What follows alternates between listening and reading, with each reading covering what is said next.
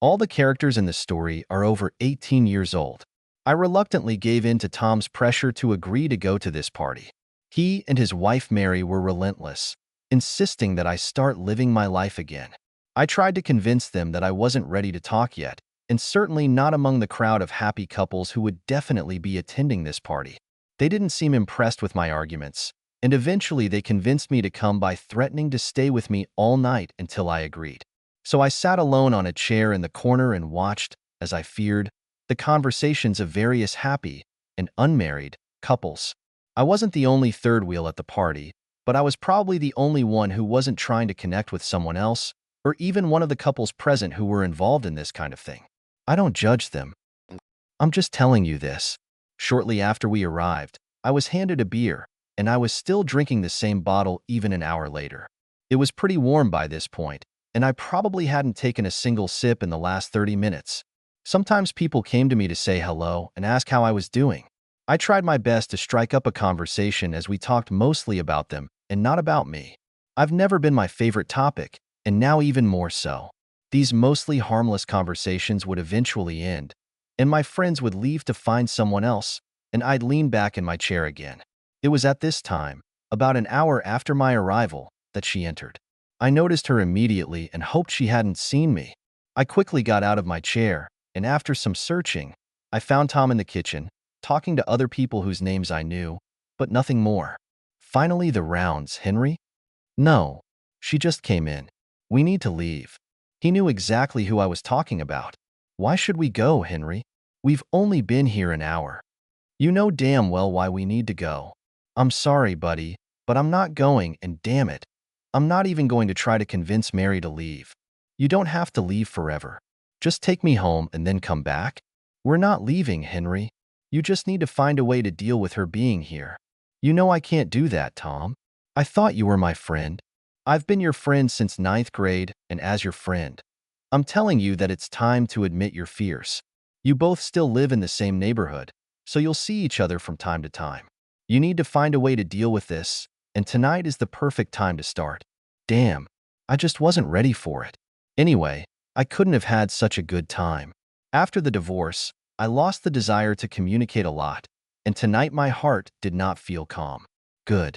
Just text me when you're ready for work, and I'll meet you outside. What are you going to do, Hyde? He laughed, but quickly fell silent when I answered him. This is my current plan. This is a large house, and the second floor is not in use. Just let me know when we're leaving. Tom just shook his head as I turned to leave and climbed the stairs. I quickly looked around and saw Connie having her own conversation with someone, so I walked through the common room and up the back stairs, finally taking refuge in the guest room of Pete and Stella, the hosts of the party. I pulled a chair up to the window and opened the blinds to see the night. It was a cloudless evening, and the moon was shining brightly in the sky. The bright light of the moon and the light pollution surrounding it made it difficult for me to see many stars, but some of them were visible. Yes, I felt like a coward hiding here, just like I was. But my divorce hit me hard. I was always sure that I would spend the rest of my life with a certain Constance Alicia Zimmerman, and I was always sure that she loved me as much as I did. The fact that I was wrong on both counts hurt me to the core, and I still haven't recovered, even 16 months after the final divorce. I didn't really look at the clock, but it seemed like a long time had passed, and I was waiting for Tom's message that it was time to leave. I knew my phone was working fine, but that didn't stop me from checking it every couple of minutes just in case. I wish I could tell you some amazing story about how Connie and I met, but it was all very typical. We lived in the same dorm in our freshman year of college and met during some kind of meeting. None of us was looking for something permanent right away, so we met not only with each other, but also with other people. By the beginning of the first year of study, all the others had simply disappeared. No one made us happier than ourselves, and then it was just me and Connie. So far, this has not happened. We had been married for 4 years when I discovered that the things I thought were true were not true. I worked a lot, sometimes from early morning until late at night, and sometimes I spent 2 to 3 days on the road as needed, but we wanted to buy a house and start a family, so it was worth it. I kept a picture of Connie in my wallet so I could look at it whenever I started to hesitate, and it always gave me strength. I missed it. I missed her. I didn't hear the bedroom door open. I was lost in thought, and watched the stars twinkle in the sky. I thought this was the kind of night Connie and I would spend by the public pool, sitting on deck chairs, sipping drinks and talking about our future. It was really funny. And even when I heard her voice, part of me thought it was more a memory than reality. But it was real. It's a beautiful view tonight. To my surprise, I didn't flinch or turn around. I knew who it was, and it was hard to look at her. Not as handsome as you, Connie. Her voice trailed off for a second. She wasn't expecting a compliment. You don't have to say things like that to me, Henry. You give me hope. I didn't answer, but just stared out the window. She continued. So, did you come here to avoid me? Yeah. Do you still hate me that much? I've never hated you, Connie. I hated what you did, but I never hated you. Then why come here and hide? It hurts too much to look at you, to see you and know that you are no longer mine. It was your choice, Henry. I told you that I don't want a divorce. I didn't even sign the papers. You had to go through the entire waiting period. I told you that I would never sign anything that would separate us. We disagree on that, Connie. In my opinion, it was your choice, not mine. And you did it when you decided to make love to Mark. She took a deep breath and maybe sobbed a little, but when she spoke, she gathered her strength again. I think that's a fair conclusion. Speaking of Mark, I didn't see him come with you. I've never been with Mark, Henry, at least not in that sense. I haven't seen him since you bumped into us, and I've only spoken to him on the phone twice since. I've never loved him, and I've told you that. But you made love to him. Yes, it was. Obviously, I won't deny it. You've worked so hard. So it was my fault? No. I'm just trying to explain why I made the wrong choice. It's totally my fault. I was lonely, and I missed you, and Mark was saying the right things. He fixed the garbage chute while you were in, well, wherever you were at the time. He kept me company when I needed someone. Kept you company? Is that what you call it? Yes, Henry, because that's how it was, at least at first. And yes, he was a handsome guy, and I was attracted to him, but no more than any other guys I knew. But he was there, and that was all the advantage he needed. He wanted me, and I gave in to him, to my eternal shame. And you couldn't say. It's called trust, Connie. I believe that you wouldn't do this to me. I know. I wanted to say that I really liked it, but you didn't know. So in my opinion, it didn't affect you or us. So I did it again, and that time you came to us. And even then, the second time was not as good as the first, although it was still good. But not good enough to lose you. You don't expect me to feel sorry for you, do you? No, Henry.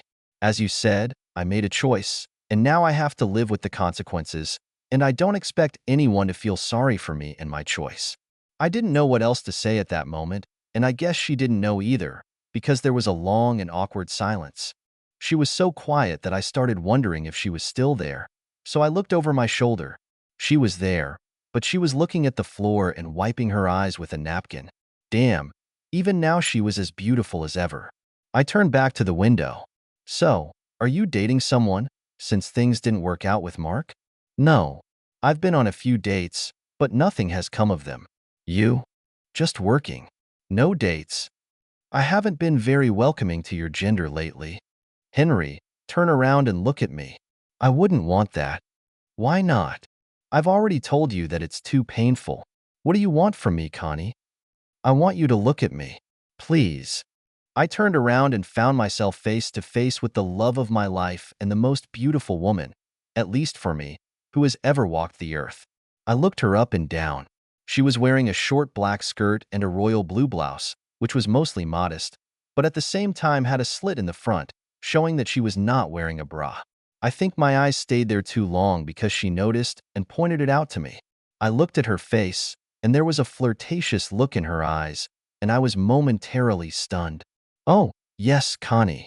I'm sure you dressed the same way you just dressed for me when you didn't even know I'd be here.